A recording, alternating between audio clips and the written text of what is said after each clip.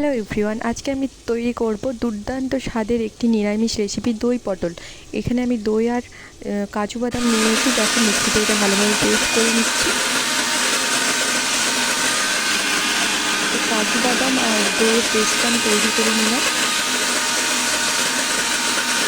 তারপর আমি কড়াইতে পটলগুলো ভাজতে দিয়েছি। দেখো পটলগুলো আমি ভালোভাবে খোসা ছাড়িয়ে নিয়েছিলাম এবং দুপাশ দিয়ে একটু কাট করে নিয়েছিলাম, যাতে এটা ভালোভাবে তাড়াতাড়ি সেদ্ধ হয়ে যায়। এরপর এটাকে ভালোভাবে লাল করে ভেজে নেব। কিছুটা টাইম নিয়ে গ্যাসের ফ্লেমটা একটু কমিয়ে রাখতে হবে, যাতে এটা নরমভাবে ভালোভাবে ভাজা হয়। তো 5 মিনিট হয়ে গেছে। তো দেখো লাল লাল হয়ে আসছে পটলগুলো। এবার আমি পটলগুলো তুলে নেব। এখানে আমি একটা মশলা তৈরি করব। এখানে আমি নিয়ে নিয়েছি ধনে পাতা, টমেটো অ্যান্ড এটা হচ্ছে ক্যাপসিকাম।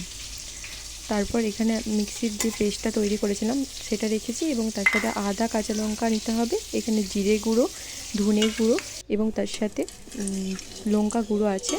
এখানে দেখো কড়াইতে আমি দিয়ে দিয়েছি তেল এবং তার সাথে একটু এলাচ, লবঙ্গ আর কালো জিরে।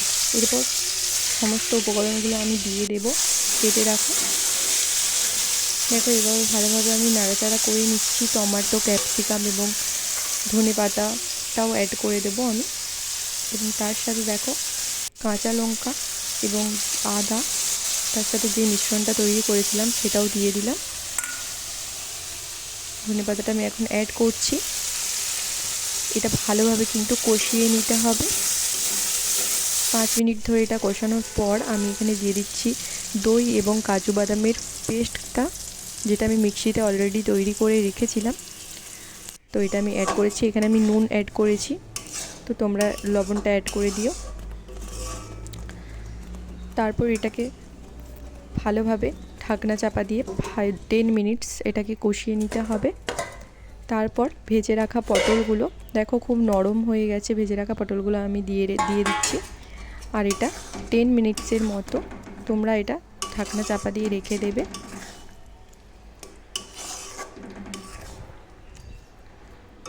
তারপর ঢাকনাটা খুলে দেবে এবং তার সাথে একটুখানি চিনি আর স্বাদের জন্য একটুখানি চিনি আর একটু জল অ্যাড করবে। সামান্য পরিমাণে জল দেবে, যাতে কড়াইয়ে ধরে না যায়, কারণ এটাতে দই দেওয়া আছে। তো চিনিটা স্বাদের জন্য দিতেই হবে, না হলে কিন্তু খেতে খুব একটা টেস্ট হবে না। অল্প পরিমাণে চিনি দেবে এবং দেখো রেডি হয়ে গেল দই পটল।